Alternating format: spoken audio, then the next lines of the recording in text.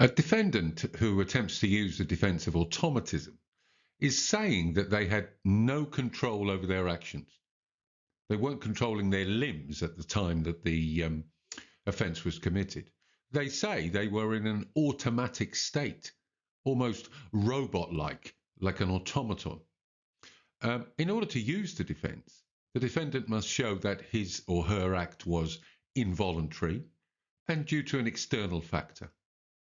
Let's look at each of these in turn. An involuntary act is one where the defendant's mind is not controlling his or her limbs or her movements at the time when the actus reus is performed. This means a movement that's done by the muscles without any control by the mind. It could be a spasm, a reflex action to someone pushing you, or a convulsion of some kind that you have no control over.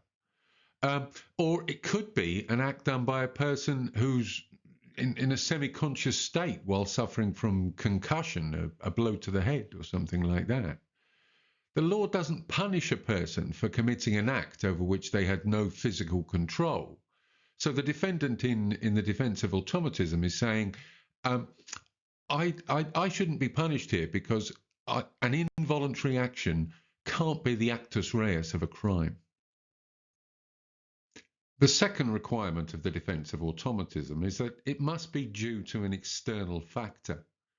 And there are a myriad of different ways in which this can happen. It could be a blow to the head, concussion. It could be physical force from another person that means that your action is involuntary. It could even be an adverse reaction to a drug or an anesthetic, or being stung by a bee or attacked by a swarm of bees.